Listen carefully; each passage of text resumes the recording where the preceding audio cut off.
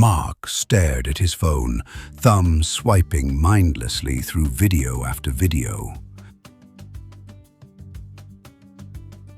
Nairobi bustled outside his window, the city's energy barely noticed in his little world. It had been days since he'd done anything more exciting than binge-watch a series or scroll endlessly on social media. His parents, always busy with work, hardly noticed. They often reminded him to study, but they too were glued to their screens in their few moments of free time.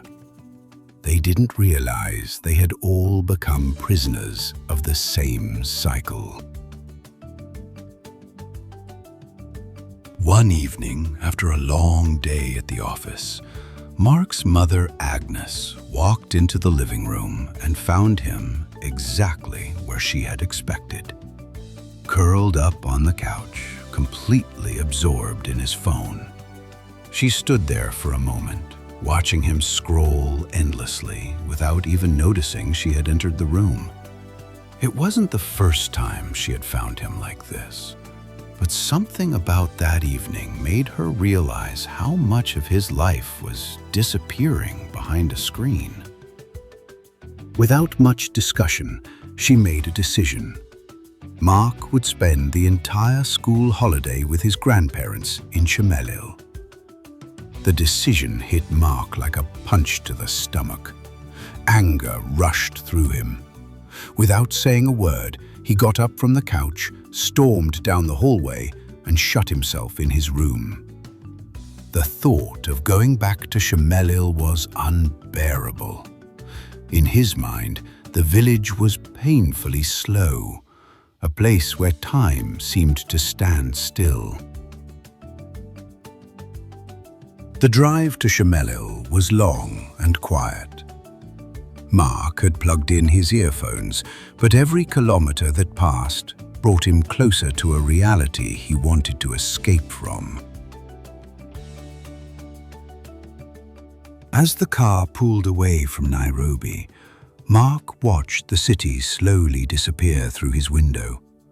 Tall buildings, busy roads, and endless traffic gave way to quiet highways, rolling green hills, and vast fields. The noise of the city faded, replaced by birdsong and the gentle rustling of trees in the wind. To anyone else, the journey was beautiful, but to Mark, every passing kilometer felt like he was leaving his world behind and heading toward a place where nothing exciting ever happened. He had no idea that Chemelil was about to change his life forever. Eventually, they arrived at his grandparents' home, a modest house surrounded by wide, open fields. His grandparents were waiting for him at the gate, their faces lit up with warm smiles. Life here was different. His grandparents lived without many of the modern distractions he was used to. Meals were shared with conversation, and evenings were spent under the stars. His grandparents, though simple in their ways, were content.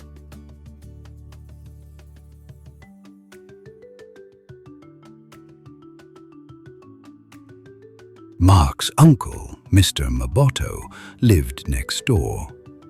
A member of Parliament, his life was busier, but still carried the same sense of community and pride in their heritage. Whenever he visited, he spoke to Mark about responsibility and purpose. It was confusing to Mark. How could such a quiet place hold any meaning for him?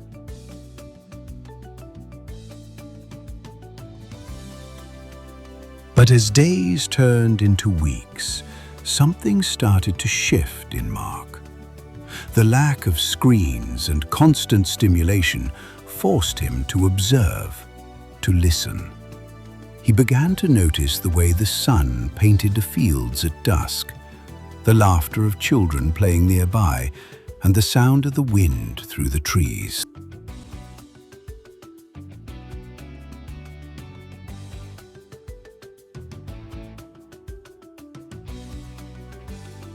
The evening sun bathed Chamelil in golden light, casting long shadows across the fields.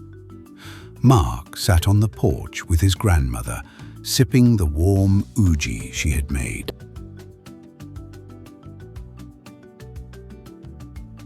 Mark's grandmother started narrating a story about Mark's great-great-great-grandfather. Luanda, she began, was born in 1720 in Sido, our clan. He was not just a warrior, he was a man blessed by the gods. His body was no ordinary body. His skin was as hard as stone, impenetrable by any weapon. No arrow, no spear, no knife could pierce him. He was invincible in battle, feared and revered by all.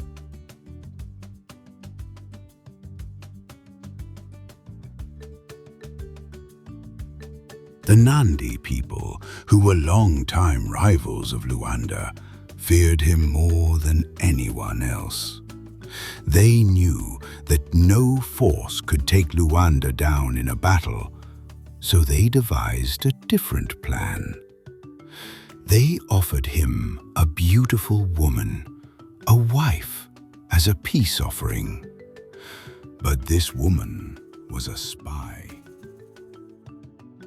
One day, when Luanda fell ill, his Nandi wife discovered the secret. His power did not lie in his body, but in his shadow. If his shadow was harmed, he would die.